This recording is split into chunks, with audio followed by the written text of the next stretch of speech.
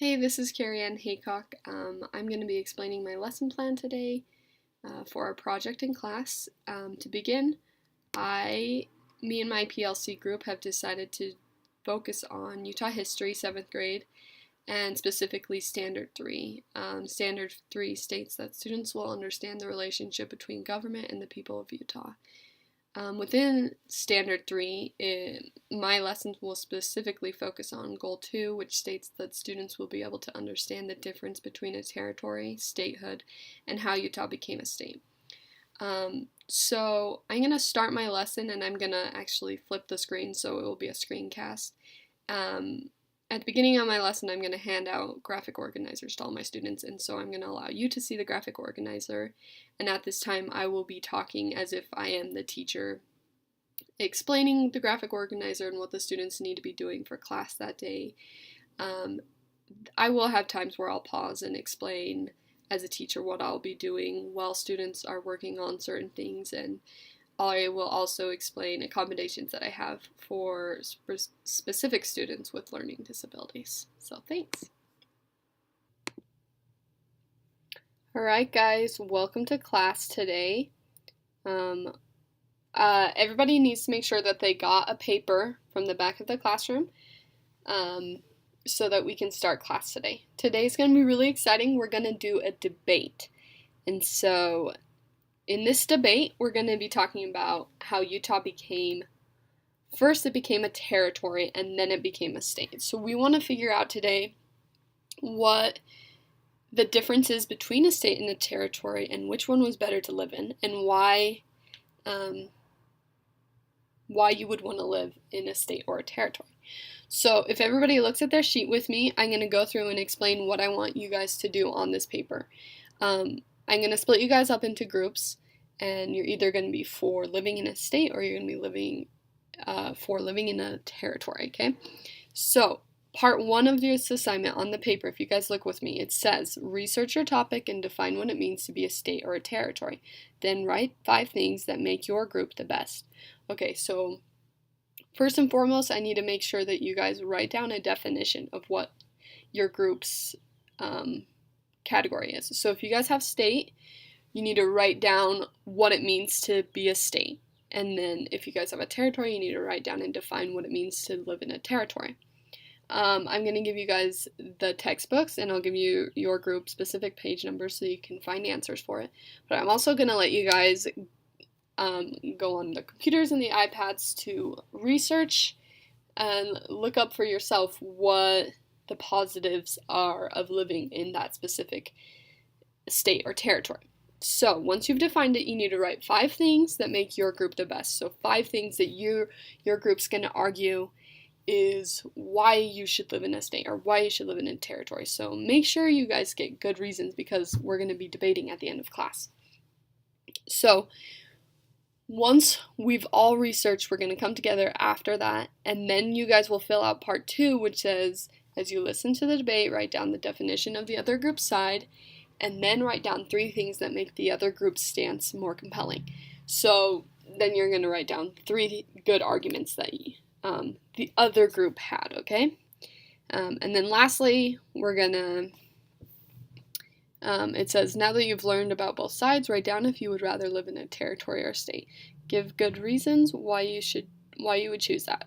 Show me that you have learned the difference between a state and a territory. Write at least 5 to 8 sentences. So I want to make sure that you guys understand the differences, and then once we're done with that, I'll kind of explain how Utah became a state, okay? So I'm going to split you up into groups right now, and then you guys can start. So at this time, I will be splitting the kids up and allowing them to look through their textbooks and researching on their own, and I will be walking around as the teacher, making sure that they're on task and helping them out, helping them figure out some positive things and making sure that they know what they should be doing. So after the students have filled out part 1, I'm going to bring them back together for the debate.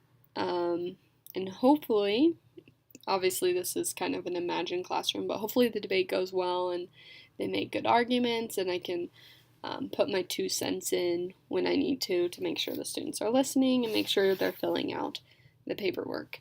And then I'm going to let them go on and finish part 3 right here.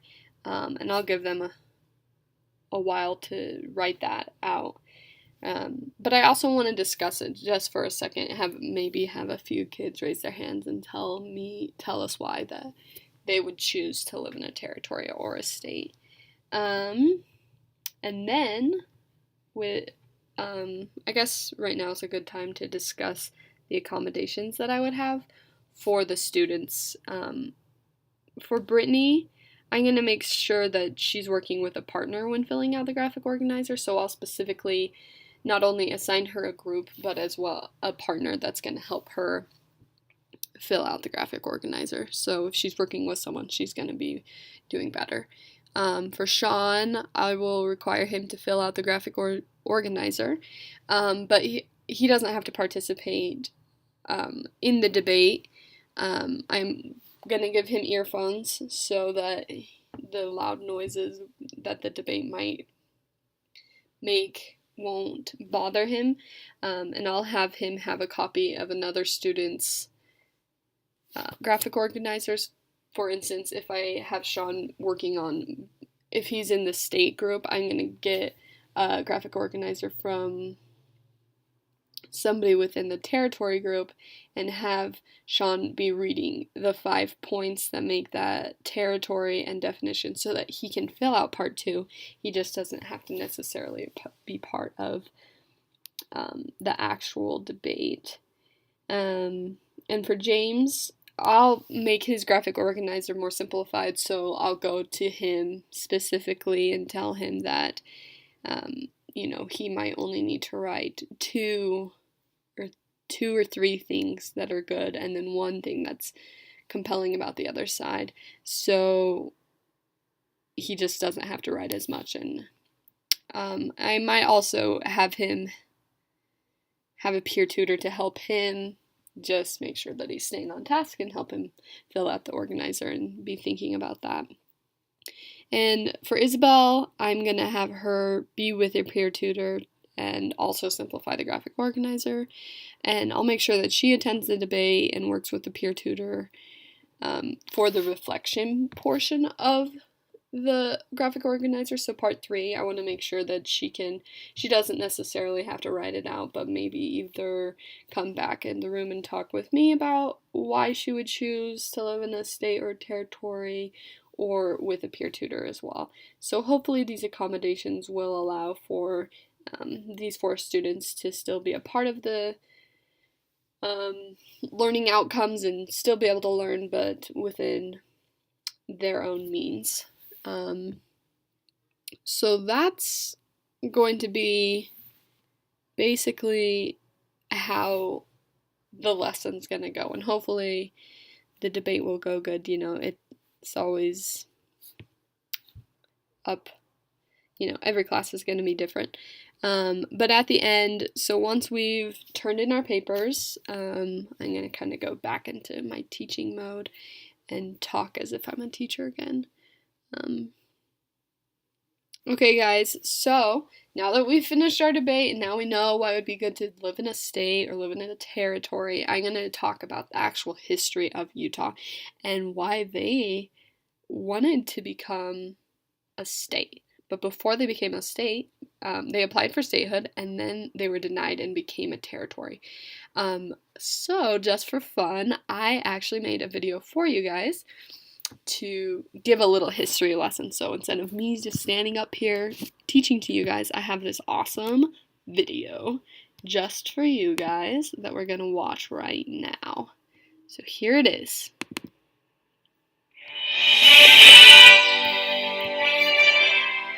Hey everyone, it's Miss H here. Welcome to Utah History.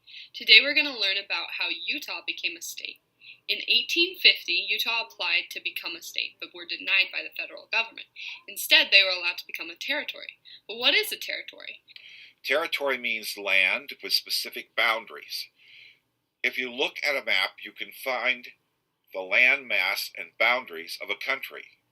Here you can see, by means of a map, the territories of the United States and the People's Republic of China. Each has a mass of land within a specified boundary. So knowing that a territory is land within a specified boundary, we can look at this photo and see that in the red is the territory Utah was given by the government. The yellow outline was the proposed state boundaries that the Utahns wanted. So what is the difference from living in a territory versus a state? And why were the people of Utah so upset by becoming a territory? Well, a territory has officials elected by the president, but in a state, the people vote for who they want to be their officials. This became a problem for Utah because many of the officials chosen by the president were not who the people wanted. Luckily for the people of Utah, President Millard Fillmore appointed Brigham Young as the first territorial governor in 1850. He also appointed other Mormon and non-Mormon officials within the state. Tensions rose over the years and came to a climax when President Buchanan in 1857 was not happy with the Mormons, and he didn't want Brigham Young to continue to be the governor. So he sent Alfred Cumming to be the new governor of Utah with an army of troops in case contention arose. So the Mormons prepared for battle. They set up their own legion and started gathering all the people together near Utah Lake to be safe. The legion went and set fire to campsites that the army and Alfred Cummings would be staying in. The soldiers soon realized they were going into a battle ill-prepared, and a truce was made before the war even began. Finally, on July 4th, 1896, almost 50 years after the first petition, President Cleveland proclaimed Utah a state on an equal footing with the other states of the Union. And thus, Utah became a state. Thanks for watching, guys. See you next week.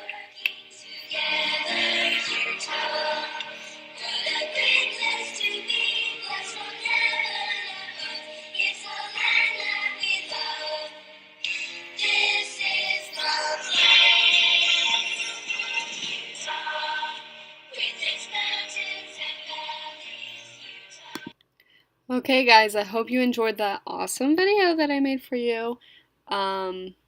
Thanks for coming to class. Make sure to read up on your assignment for next time. And next time we're going to be talking more about statehood and citizenship and how Utah's dealt with being a state.